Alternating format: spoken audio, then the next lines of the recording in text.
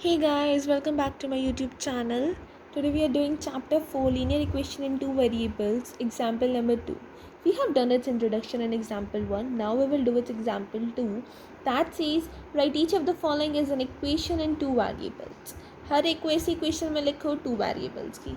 मैं तो आपको टू वेरिएबल्स की इक्वेशन ऑलरेडी बता चुकी हूँ कि टू वेरिएबल्स की इक्वेशन क्या होती है हमारी. It is ax plus by plus C is equals to zero. ये होती है हमारी टू वेरिएबल्स की इक्वेशन, राइट.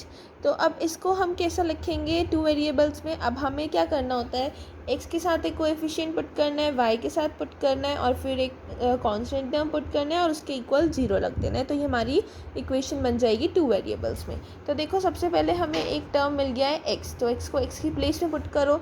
अब ये जो -5 है ये इक्वल बाहर है, मतलब ये यहाँ पर है हमारे पास -5. तो अब ये यहाँ पर है तो मैं इसको यहाँ इस साइड ले आऊँगी लेफ़्ट साइड, जिससे ये मेरा कांस्टेंट टर्म c बन जाए. तो ये हो जाएगा x प्लस, अब y की जगह रह गई +5 और यहाँ क्या आ जाएगा, जब 5 इधर आ जाएगा इसे कुछ भी नहीं बचेगा ना इक्वल में पुट करने के लिए, तो यहाँ आ जाएगा 0 है ना, जब कुछ नहीं बचता. अब मेरे पास एक y रह गया. अब y की जगह मैं क्या पुट करूँ, मैंने आपको क्या चीज़ बताई थी कि अगर y की जगह कुछ पुट करना रह गया है तो समझो, मतलब कोई टर्म अगर रह गया है, हमारे पास कोई टर्म पुट करने के लिए नहीं है, तो उसकी जगह हम 0 लगा देते हैं. और 0 मल्टीप्लाई y, ये पॉइंट साइन होता है मल्टीप्लाई का. पॉलिनॉमियल्स इक्वेशंस में ऐसी पॉइंट से मल्टीप्लाई होती है, उसकी जगह हम ये पॉइंट लगा देते हैं. अब आप कहोगे अब 0 की मल्टीप्लाई y से करेंगे तो 0 हो जाएगा. हाँ ऑब्वियसली ये 0 हो जाएगा, तो मतलब एक टर्म हमारा गायब हो जाएगा. तो फिर ये linear equation in one variable रह जाएगी, नहीं रहेगी, क्योंकि अभी सिर्फ हमें इसे स्टैंडर्ड फॉर्म में लिखना है. आप इसे बस स्टैंडर्ड फॉर्म में लिख के दिखाओ. अभी सॉल्व करके आंसर नहीं देखना क्या आ रहा है, बस इसको एक फॉर्म में लिख के दिखा देना है कि हाँ इसकी ये स्टैंडर्ड फॉर्म हो गई.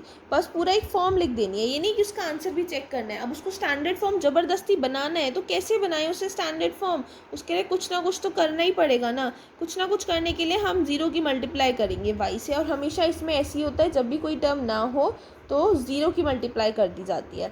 और ये बन गई हमारी स्टैंडर्ड फॉर्म, क्योंकि x के पास एक कोएफिशिएंट a है जिसकी वैल्यू 1 है, y के पास एक कोएफिशिएंट b है जिसकी वैल्यू 0 है, और c का कांस्टेंट टर्म क्या है 5 और इज इक्वल टू में हो गया 0. तो ये बन गई हमारी equation linear equation in two variables. बन गई ना हमारी equation.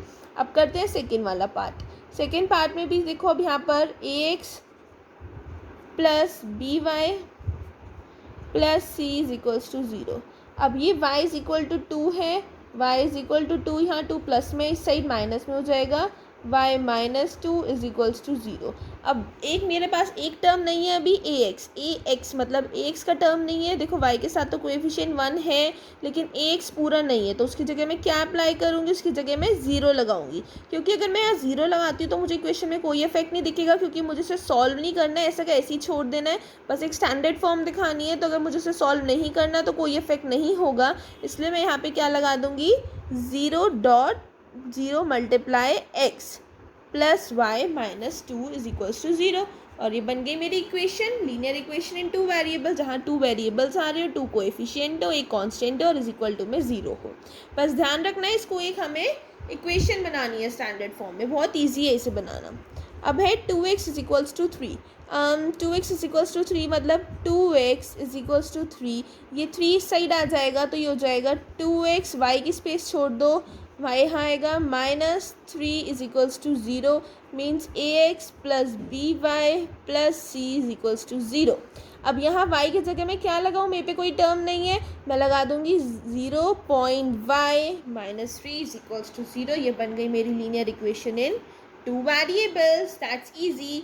Now let's see the D part. अब मैंने 3 पार्ट्स तो मैंने कर दिया, अब एक पार्ट तो आप भी करो ना. इसको खुद करो और मुझे कमेंट सेक्शन में इसका आंसर बताओ, कि अब मुझे जिससे कंफर्मेशन हो जाए कि आपको ये अच्छे से समझ में आ गया है. क्योंकि अगर आप इसे खुद नहीं करोगे तो मुझे कंफर्मेशन कैसे होगी. तो अब आप इसको खुद करो और इसका आंसर मुझे कमेंट में बताओ कि इसकी इक्वेशन क्या बनेगी. And if you got the right answer and you comment the first, then your answer will be pinned. Okay? तो फटाफट इसको करो और मुझे इसका आंसर कमेंट में बताओ. और कोई भी कन्फ्यूज़न हो, कोई भी क्वेरी हो तो मुझे कमेंट में बताना बिल्कुल मत भूलना.